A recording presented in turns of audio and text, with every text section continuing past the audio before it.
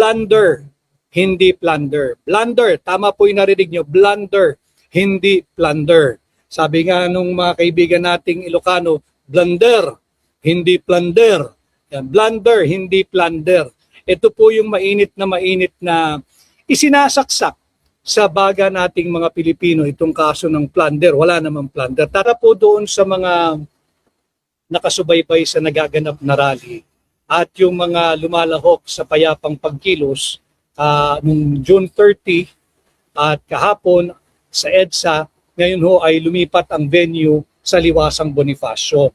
Kailangan, alam ninyo yung fundamental requisites para ikay makasuhan ng plunder. Bakit blunder, hindi plunder? Blunder sa Tagalog pa, sablay. Sapagkat wala pong plunder na nagawa si Senador Dante Marcoleta. Ano ho ba muna ang plunder? Para ating pag-usapan, dagdag kaalaman po sa inyo. Sapagkat ang nais nga natin ay may angat ang antas ng pampublikong diskurso, bigyan ko rin kayo ng armas, ng bala, para po pag kayo nakipagtalastasan, kung kanino man, alam ninyo yung kadahilanan bakit kayo may ganyang paninindigan, bakit kayo sumasama sa mapayapang kilos protesta na naaayon sa ating saligang batas, at alam niyo yung issue, ano ba yung plunder? Ang plunder po ay produkto ng Republic Act 7080. Republic Act 7080. At akmang-akma yung usaping plunder dahil ang plunder po ay na-introduce sa ating criminal law noong July 12, 1991.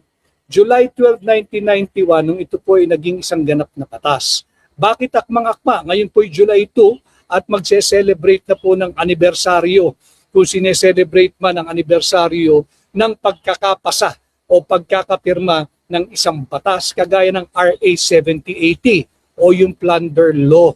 Plunder Law was enacted and made into law July 12 of 1991. Ngayon ho ay July 2, 2026, 35 years have passed at naririto pa rin itong Plunder Law. Ano ang Plunder Law? Ano ang nakasaad sa RA 7080? Paano ka maaaring makasuhan? Higit pa, paano ka maaaring makonvict o makulong hindi lamang during the trial phase kung hindi para ikay mahatulan ng kasong plunder? Marami po yung mga elementong, marami po yung mga nakasaad pag binasa nyo yung RA 7080. Pero sa kapakanan po ng mga hindi naman abogado, hindi naman po nakapagtapos ng abogasya at hindi po nag-aabogasya, yung mga ordinaryong tao, pasimplihin po natin para dagdag kaalaman sa inyo. Ang Plunder Law po, RA 7080, kinakailangan, ito lang pong tatlong bagay ang tatandaan ninyo. Ang dapat dito, yung uusigin, yung inaakusahan o yung akusado, dapat ay public official. Unang-una, public official or public officer. Tanong, paano kung pribadong tao? Maaari ka bang maharap sa kasong plunder? Maaari ka bang kasuhan ng kasong plunder? Kagaya nung mainit na pinag-uusapan na kinasuhan ang aking kaibigan, si Congressman Mike Defensor, dating kongresista, at dalawa pang sibilyan na hindi ko na po babanggitin ang pangalan, baka ayaw nilang magpabanggit. Maaari ba silang makasuhan ng plunder? Maaari. Kung mapapakitang malinaw na merong sabwatan, merong malinaw na ugnayan na sila ay nagsabwatan. Kailangan yan sa unang-una, private, public official or public officer ang maaaring kasuhan ng kasong plunder. Maaari bang kasuhan ang pribado? Maaari.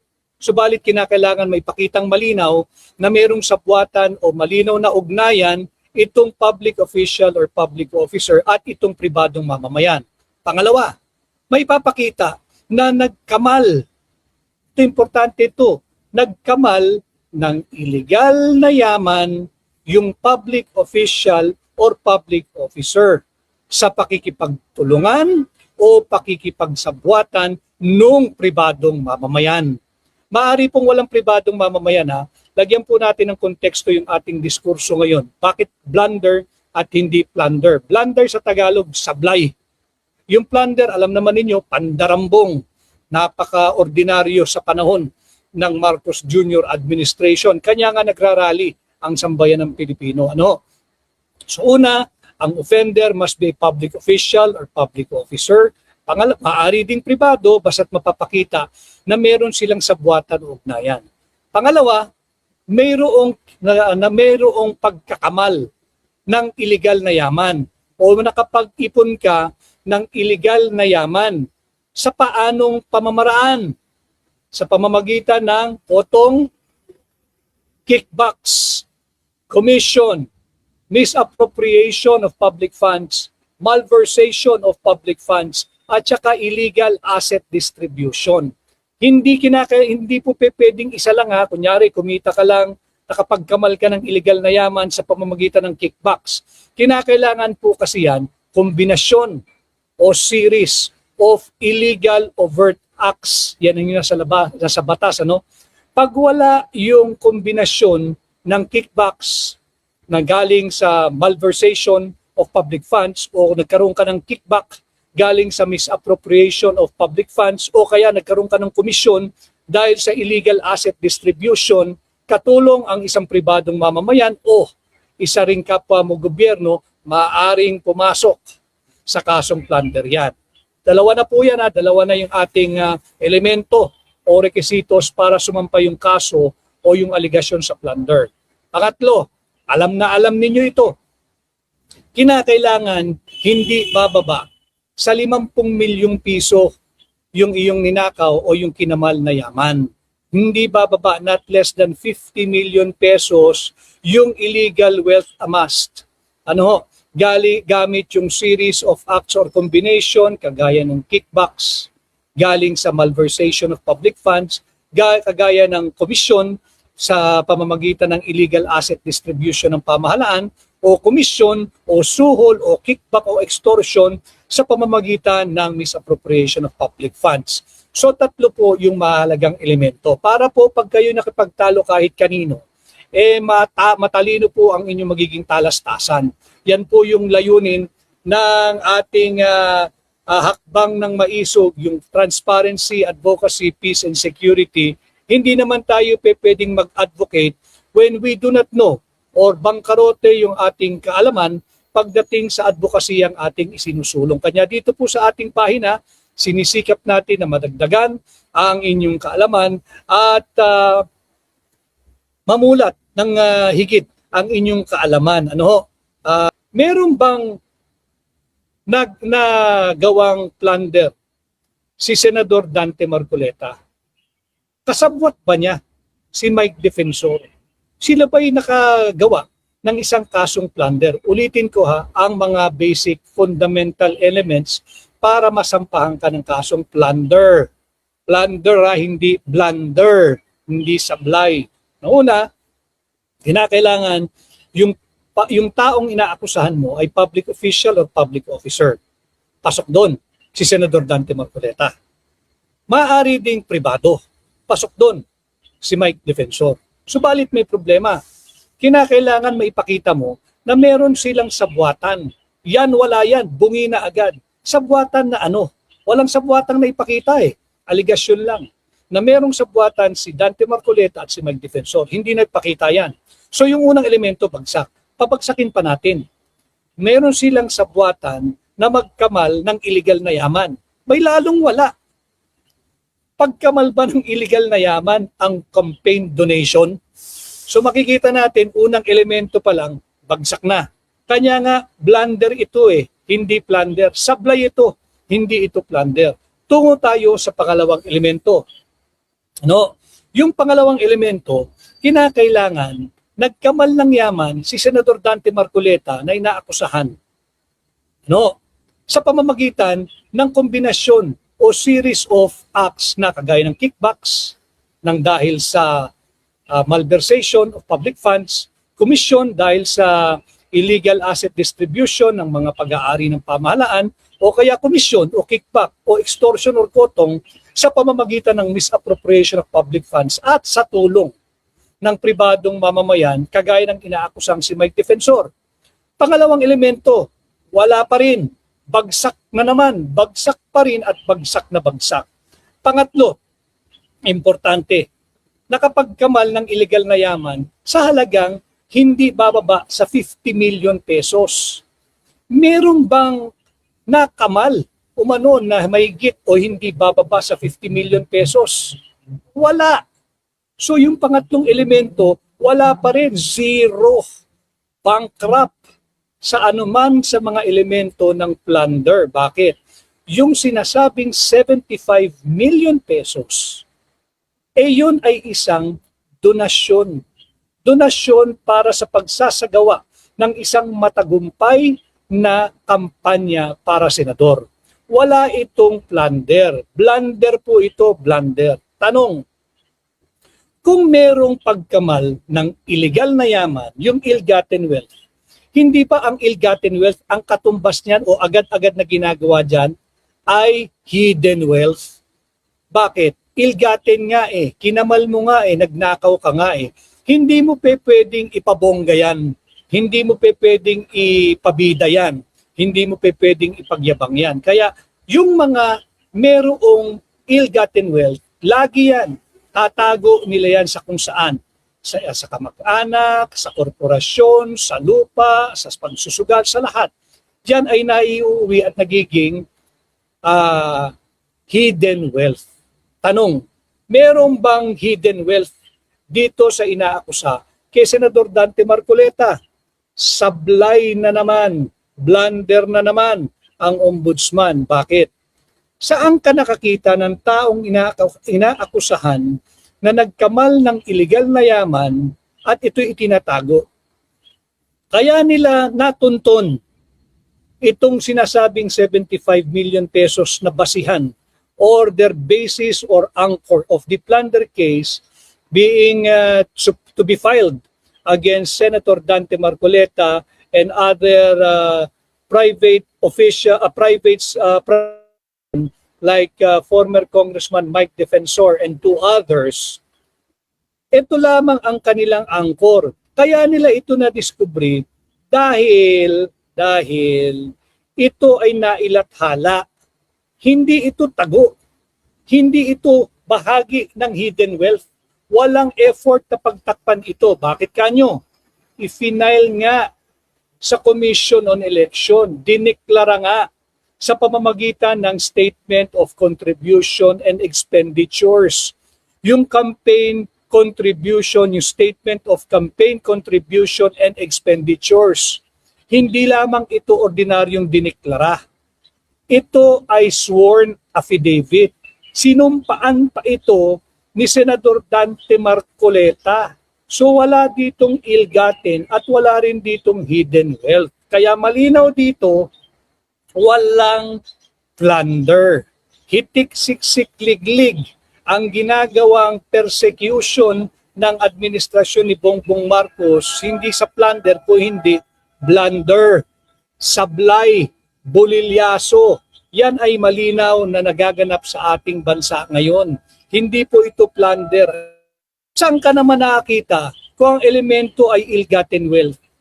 Saan ka naman nakakita ng napakahinang nilalang na idedeklara mo yung ill-gotten wealth mo, dapat sana'y hidden wealth, sa isang Statement of Contribution and Expenditure mismo sa Commission on Election? Sinumpaan mo pa yung deklarasyon mo. Ito'y malinaw na paggagaslight o ginagawa tayong mangmang. Kanya tumutok kayo dito sa ating pahina at wag na ho kayong magre-rely dyan sa mga mainstream media. Budol din po iyan. Ano ho? Sabi ni Romel Rodrigo, wala talaga. O, sabi naman ni JC or Jace Creencia, yan, maganda rin yan. Bakit kay Cheese may nag-donate din? Sumama lang sa majority, absuelto na. Dito natin nakikita how this administration, this evil Marcos Jr. administration, have weaponized the law. And that is why this is the very same reason gulat na gulat si Bongbong Marcos paggising daw niya nung katapusan ng Hunyo, nung June 30, napakaraming tao sa EDSA nagpoprotesta. Nagulat daw siya, hindi daw niya alam ang kadahilanan. Paliliwanag natin kung bakit naglalabasan sa lansangan ang mamamayang Pilipino. So malinaw po yan ha. Yung plunder is Republic Act 7080. Naging batas ito July 12, 1991. Magte-35 years na pong batas yan, few days from today. At ito bukod dito kay Cheese, merong mga civic organization, may mga ordinaryong mamamayan na malapot ang pagmamahal sa bayan. Nagsampa nga sila ng plunder at malversation of public funds. Laban kanino? Kay dating Finance Secretary at ngayon Executive Secretary Ralph Recto at yung dating Pangulo ng PhilHealth, yung Ledesma. Sinampahan ng plunder. Malinaw ito. Ito hindi 50 million, small time yan. Ito 6 pesos. Natatandaan nyo, gumagsagawa ng cash sweep ang administrasyon ni Bongbong Marcos. Renade nila yung iba't ibang pondo ng iba't ibang ahensya. Kinuha nila. Dagit dyan. Yung 60 billion natin. Atin, lahat ng miyembro ng PhilHealth, lahat naman tayo dyan ay miyembro Dalawa lang naman yan. Yung active contributor at yung passive contributor. Yung active contributor, tayong mga manggagawa na kinakaltas sa ating sahod, yung ating forced contribution para sa PhilHealth. Yung mga passive contributor, passive members, yan naman po yung mga subsidized ng pamahalaan. In short, tayong lahat ng Pilipino. No, malinaw ho yan. Si Recto at itong si Ledesma, kinasuhan ng plunder sa ombudsman. Noong nakaraang taon, Disyembre, malinaw yan. Malinaw na kinuha nila yung 60 billion at pinag-utos ng Korte Suprema, isoli nila yung 60 billion. So malinaw, illegal yung pagkukuha. Anong ginawa ng ombudsman? Public money po ito, public funds po ito. Dinismiss ang kaso. Wala raw plunder. Wala ring malversation of public funds. Walang kaso. Kung si Recto at si Ledesma, dating Pangulo ng PhilHealth, ay i-dismiss ang ombudsman ng kaso sa isang napakalinaw na pandarambong ng 60 billion pesos, paano naman makakasuhan ang isang Dante Marcoleta ng plunder? Campaign contribution yun. Walang elemento doon na yun ay pera na galing sa buwis na binabayad nating mga Pilipino. Wala. Yon ay pera ng pribadong tao, si Mike Defensor at yung dalawang sibilyan o ordinaryong mamamayan. Nag-donate sila, campaign contribution para makapagsagawa ng isang matagumpay na senatorial campaign si Dante Marcoleta at nagtagumpay naman siya. Wala hong plunder doon mga kababayan. Malinaw po iyan. Maraming salamat sa mahigit 1,000 dito sa ating Magic Eye, ang akin pong munting lambing para higit marami ang makaalam ng ating paksa ngayong araw. Patuloy po kayong mag-engage, mag-react, mag-comment, paki-share po ninyo. Napakahalaga ipag-share at yung nasa YouTube, sana po yung mag-subscribe kayo. So kung si Recto at itong si Ledesma ay dinismiss ng kaso ng ombudsman, ang malinaw na plunder, kung hindi man malversation of public funds, ahalagay 60 billion pesos, non-bailable, malinaw yan. Paano namang makakasuhan ang isang kandidato na tumanggap lamang ng campaign contribution? Walang ill-gotten doon. Fact of the matter, dineklara pa sa kanyang campaign's statement of contribution and expenditures. Hindi lang niya basta dineklara at sinumite sa COMELEC, sinumpaan pa. Nasaan ang plunder dyan? Malinaw yan, bend the law na naman. Kung yung panahon ni dating Pangulong Noynoy Aquino, ang isinilarawan ni dating Senador Joker Arroyo, ang pamahalaan at ang gobyerno na pinapatakbo ni dating Pangulong Noynoy Aquino as isang student council body. Itong administrasyon ni Bongbong Marcos ay aking isasalarawan bilang mga spoiled brats. Mga spoiled ito, mga bully ito. Nagagawin nila lahat kahit ano masunod lamang ang kanilang kapritsyo, ang kanilang luho, ang kanilang gusto. So kung kay Noynoy Aquino, nakakita tayo, naging saksi tayo ng pamamalakad ng pamahalaan na kahalintulad ng isang student council, ito'y ayon kay dating Senador Joker Arroyo, etong kasalukuyang administrasyon, mga bully ito, mga spoiled brats ang nagpapatakbo ng ating pamahalaan ngayon. Ito namang ating mga magigiting na law enforcers, sunod-sunod lang. Mas magagaling kayo di hamak sa mga yan, alam ba ninyo yan? Nagpapagaslight lang kayo. Alam naman ninyo kung sinong nagnanakaw ng pera ng ating mga mamamayang Pilipino, nakuha pa ninyong bantayan, asus naman. Yung mga pulis na nagbibigay seguridad, escort, security, yung mga military at iba pang law enforcement, kayo nga most of the time, most of the day, in 24 hours, halos wala kayo sa bahay ninyo. Hindi nyo nga mabantayan ng personal yung inyong pamilya, yung inyong mga anak. Mahal nyo na sa buhay ito ha. Pamilya nyo ito, asawa ninyo, anak ninyo. Hindi nyo nga mabantayan Kayo, nagpapagamit, binabantayan ninyo yung mga tunay na mandarambong, pinoprotektahan ninyo yung mga nagnanakaw at patuloy na nagpapahirap sa ating mamamayang Pilipino. You are better than that. Yung ating mga kabahagi ng kapulisan at ng ating sandatahang lakas, mag-isip kayo. No, mag-isip kayo. Huwag kayo magpapagamit sa mga yan. Pag-uwi ko, tayo'y sasama riyan. Tayo ay patuloy sa ating isinagawang war on corruption. Tatandaan nyo yan. Isa tayo sa nanguna dyan sa war on corruption. In fact, kung hindi pinakailaman, bendalo rin ito si COMELEC Chairman Technical Glitch. Kung hindi nila pinakailaman, ang resulta ng midterm election, na isulong sana natin sa Senado yung pag-amyenda dito sa plunder law. Tatandaan ninyo, ating isinulong ito na ating maaamyendahan ang plunder law, ibababa natin yung threshold. Masyadong malaki yung 50 million. Ninanakawan ka na, nakikita mo na hindi ka makakapagsampa ng kaso. Bakit? Wala pang 50 million Aking panukala noon, kahit 10,000, kahit nga piso ninakaw mo, ang pagnanakaw ay pagnanakaw, dapat kang parusahan. At in fact, ang aking panukala noon, ibalik ang death penalty exclusively dyan sa kasong plunder para magtanda at hindi na umulit yung mga tunay na nagdarambong sa ating bansa. No? So dito makikita natin, nung sabi ni Bongbong Marcos, siya raw ay nagulat at paggising niya nung isang araw ay ang dami-daming tao sa EDSA, naglipa na at nagpoprotesta, hindi raw niya alam ang dahilan. Banggitin natin anong dahilan. No, anong dahilan. Subalit bago yan, maraming harassment na nagagawa.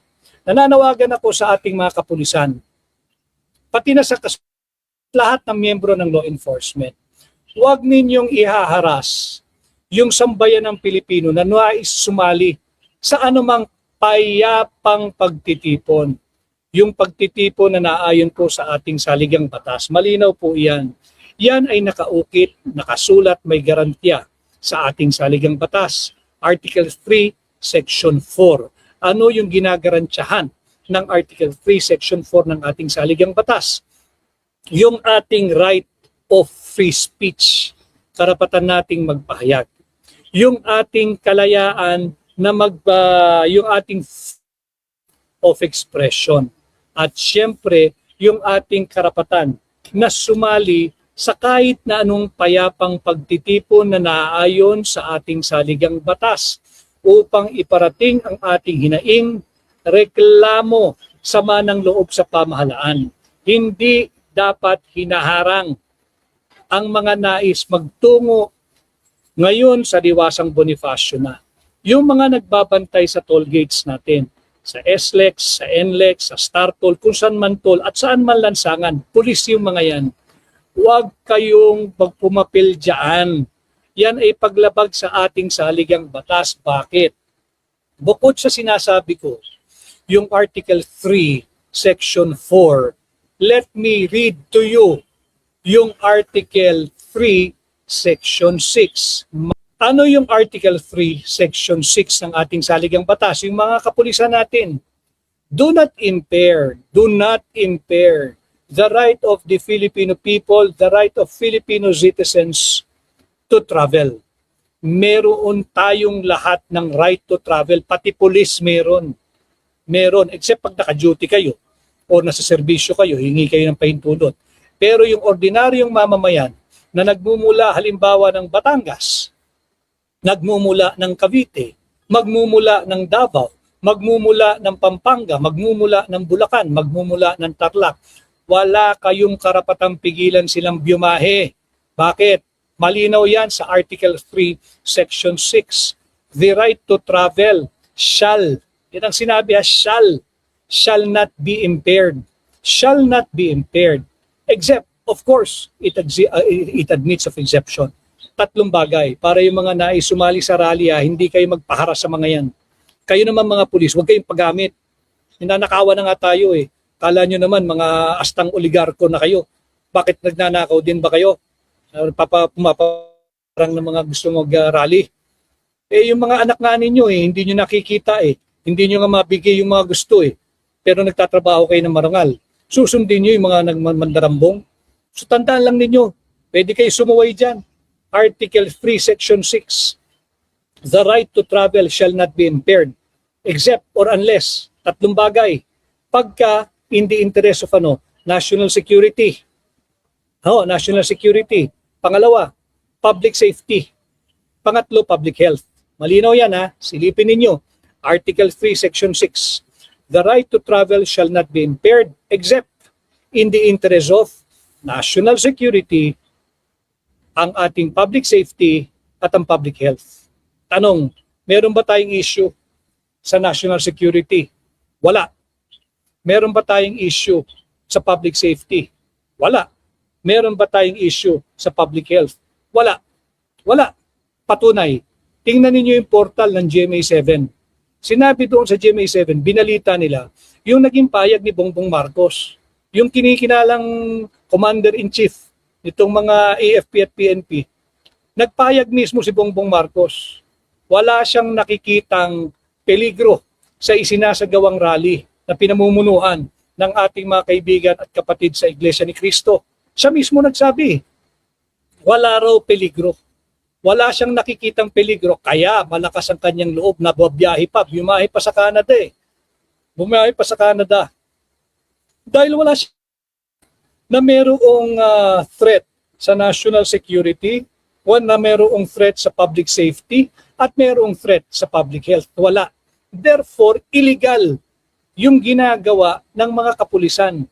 Mismong commander-in-chief na ninyo ang nagbulalas. At kahit anong salitang lumabas sa bibig ng commander-in-chief, polisiya yan. At malinaw sa kanyang pahayag, walang dahilan upang pigilan ng ating mga kapulisan or any law enforcement agency ang karapatan ng kahit na sino mang Pilipino na bumahe. Yung right to travel under Article 3, Section 6 of the Constitution, malinaw yan. Ulitin ko the right to travel shall not be impaired. Hindi mo pwedeng pigilan, hindi mo pwedeng tutulan, hindi mo pwedeng panghimasukan unless na lamang kung ito ay mayroong banta sa national security, wala naman. Sa sa public health, wala. At sa public safety, wala. Pruweba, yung pahayag ni Bongbong Marcos na ibinalita ng GMA7. So malinaw yan. Huwag tayong magpapabudol, huwag tayong magpapasikil.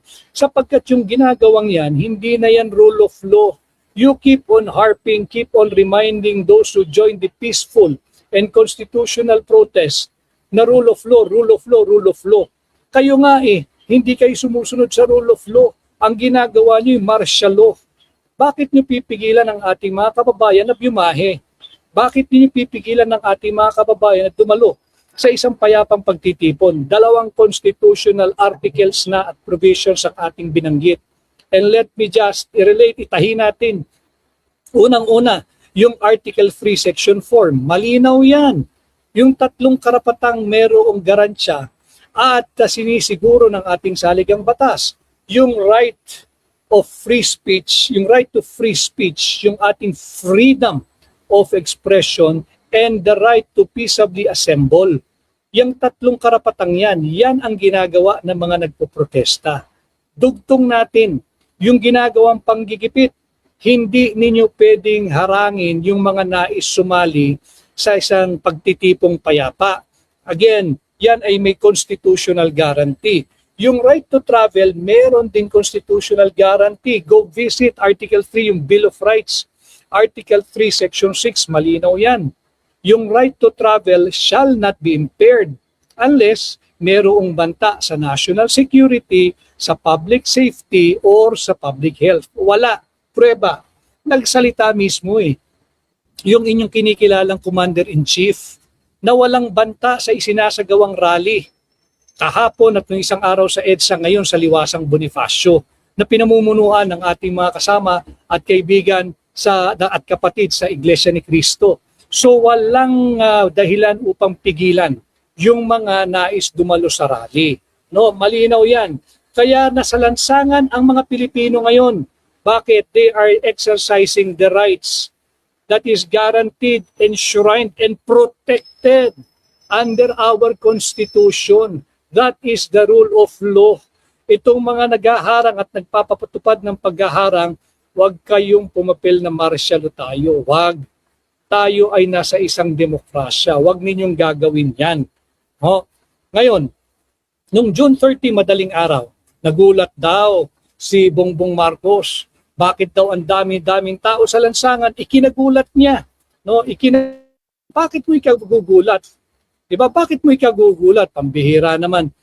Ang dahilan kung bakit nagtutungo sa lansangan ang mamamayang Pilipino dahil binigo mo, Bongbong Marcos, ang mamamayang Pilipino. Lagyan din natin ng pruweba para hindi tayo basta lamang nagla-live podcast dito.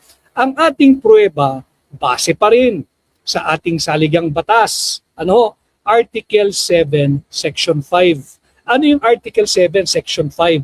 Ito po yung panunumpa ng Pangulo at pangalawang Pangulo bago sila gumanap ng kanilang alituntunin, obligasyon, responsibilidad sa sambayan ng Pilipino bilang Pangulo at pangalawang Pangulo. Malinaw yan.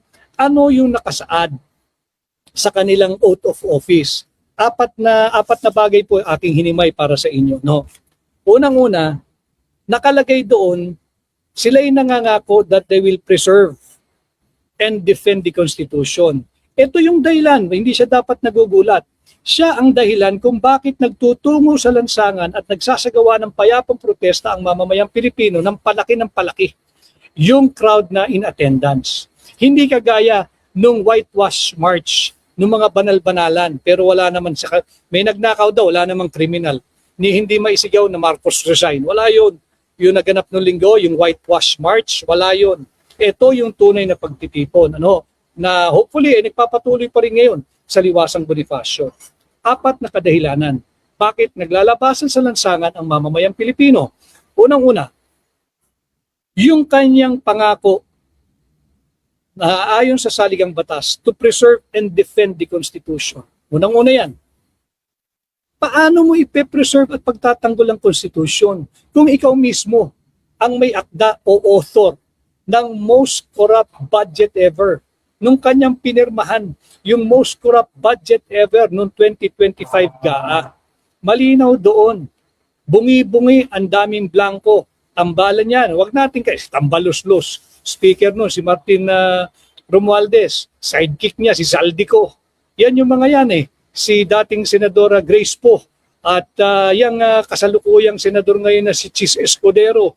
Yang ngayong kasalukuyang Senate President na inilaglag yung mga mararangal na empleyado ng Senado na hindi raw niya alam na may mga blanco basta't ibinabaraw nila yung dokumento doon, yung Bicameral Conference Committee report, bahala na raw yung mga miyembro ng Technical Working Group ng Senado na maglagay ng mga halaga doon sa mga blanco sa Bicam. Ito, pinirmahan niya So doon pa lamang yung kanyang pangako to preserve and defend the Constitution, hindi na niya ginampanan. Iyan ang isang dahilan kung bakit nasa lansangan ang mamamayang Pilipino. Pangalawa, nangangako siya that he will execute the laws. Execute the laws. Malinaw yan. Hindi prosecute the foes. Execute the laws. ipatupad ang batas, hindi pahirapan at tugisin ang mga lehitimong kritiko. Malinaw yan. So pangalawang dahilan, kinagugulat pa niya bakit nasa lansangan ang mamamayang Pilipino. Execute its laws. Hindi niya ginagampanan niya. Bakit? Hanggang ngayon, imagine mo si Manny Bonoan, hindi nakulong, linagay sa hospital arrest, may sakit daw. Bandang huli, i-discharge lang pala bilang akusado, state witness daw. Paano mong gagawing state witness? Yung isa, kung hindi man siya ang most guilty dito sa trilyong pisong nakawan na nagaganap sa ating bansa.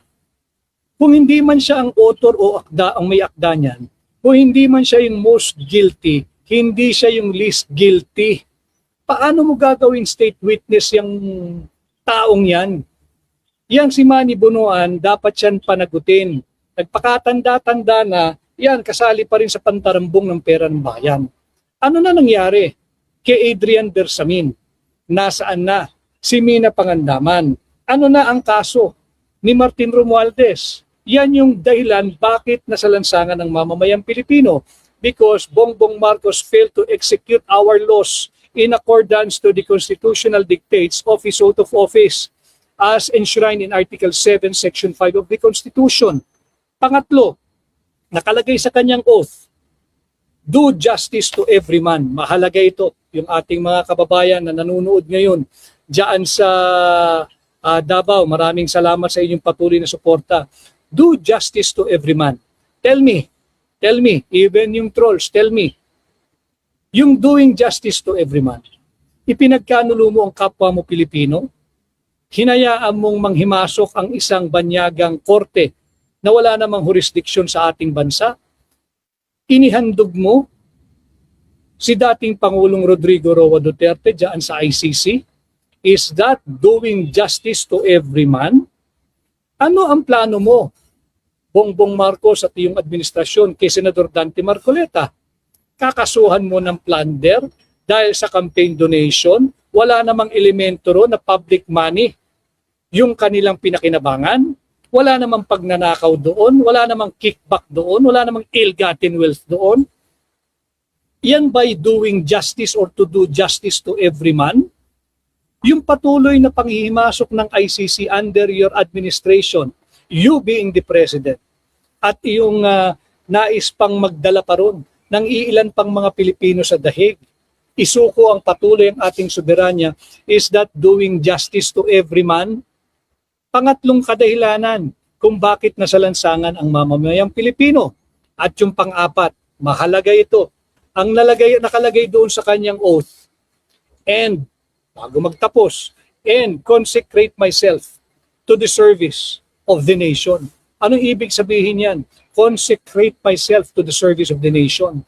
Siya'y nanumpa na kanyang itatalaga ang kanyang sarili sa pagsisilbi sa bansa. Ibig sabihin, bawat segundo, bawat minuto, bawat oras, bawat araw, bawat buwan ng kanyang 6 na taong panunungkulan bilang Pangulo ng Republika ng Pilipinas, kanya nang inaalay ang kanyang buhay sa pagsisilbi sa bayan.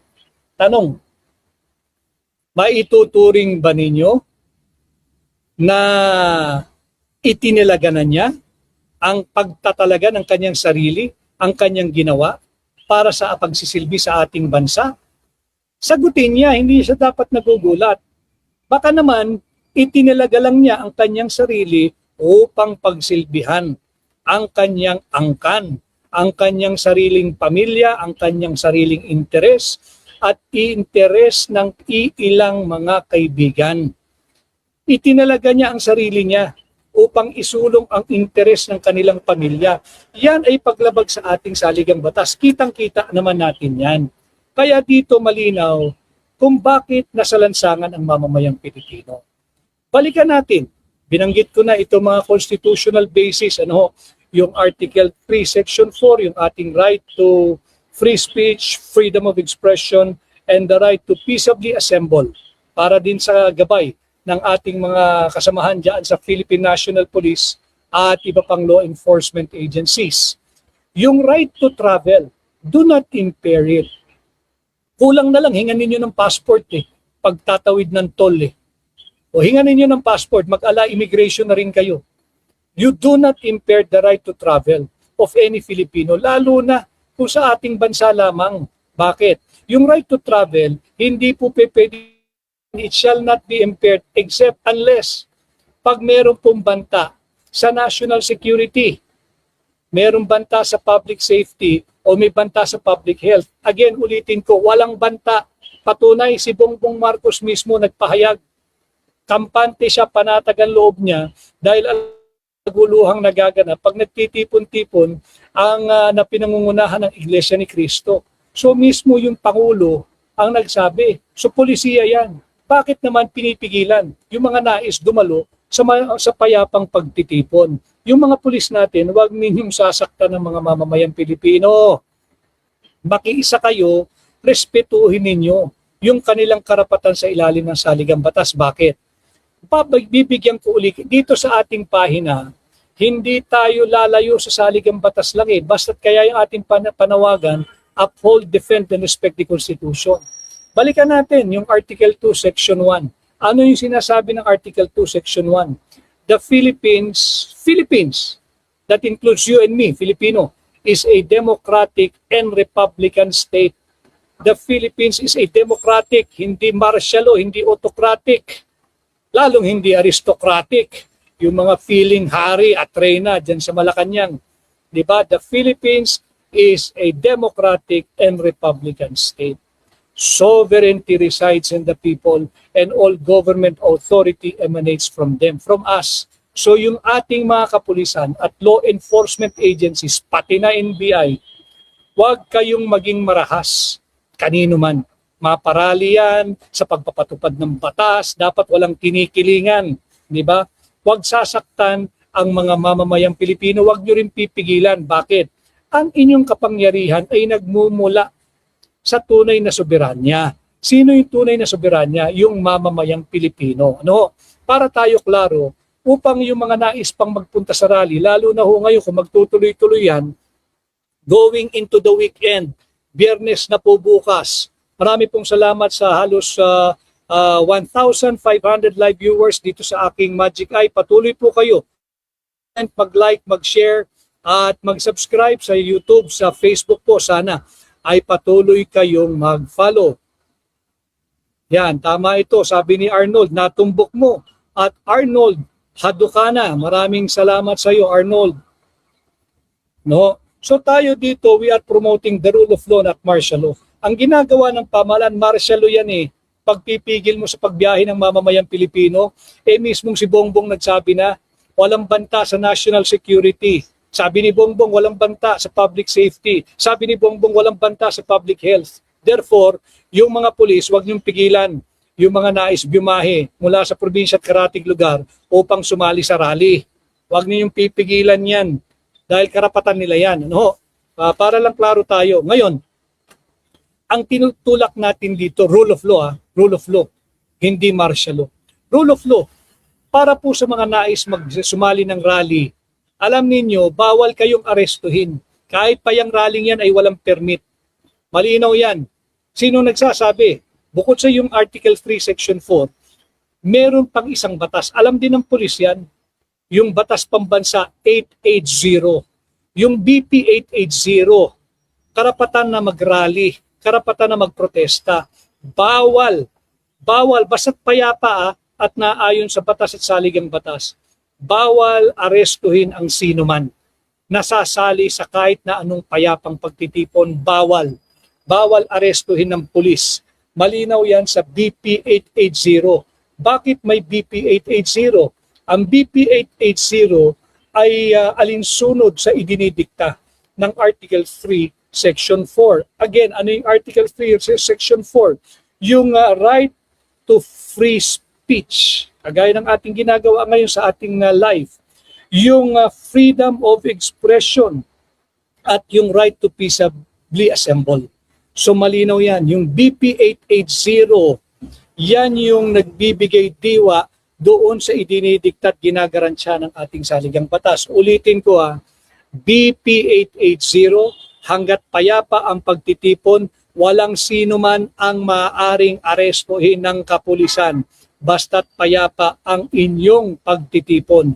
At sa kapulisan naman, nasa BP 880 din yan. Maximum tolerance. Bakit nakalagay doon yung maximum tolerance hanggat payapa ang pagtitipon? Again, because the law, this particular law, BP 880, recognizes Article 3, Section 4. Malinaw yan, no? Malinaw yan.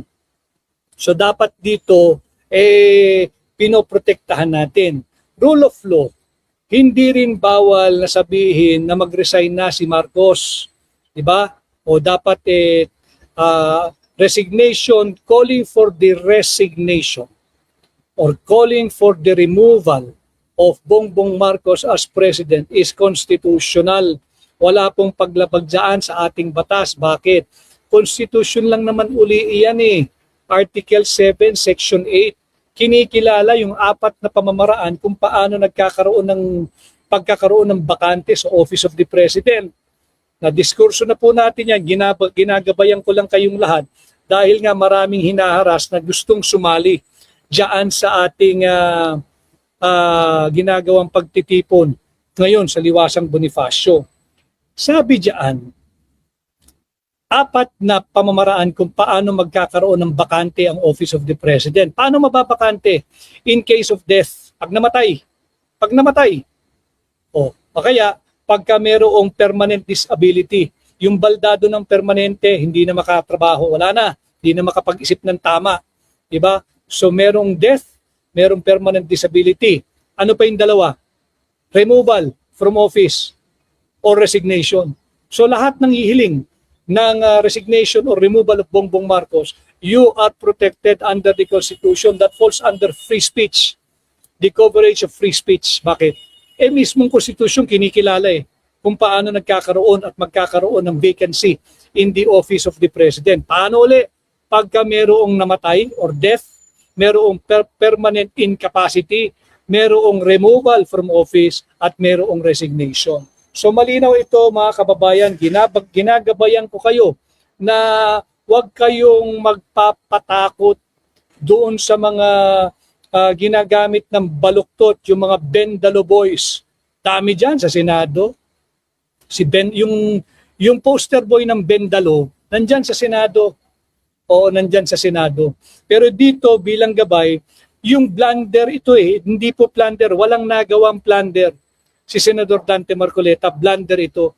Ang tingin ko nga, baka kasi, alam nyo, minsan yung pagka may sakit ang tao, o kaya pag nagagamot, o kaya nagkakaedad na, humihina na po yung tenga.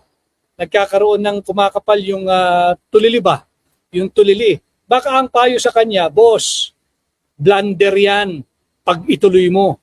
No, baka nung nagde-deliberate sila, nagbe-build up ng kaso laban kay Senador Dante Marcoleta at kasabwat nga raw si dating congressman na Mike Defensor, baka may bumulong sa kanya, nagpapayo ba ng tama? Boss, blunder yan pag itinuloy mo. Kasi nga, marumi na tenga, naggagamot siguro, may sakit. Ang dinig niya sa blunder, plunder. Ang pagkakaunawa niya doon sa payo na, boss, blunder yan pag itutuloy mo. Ang pagkakaunawa, ang pagkakadinig, boss, plunder yan pag itinuloy mo. Kanya pinipwersa nilang ituloy. So ito'y malinaw na sablay.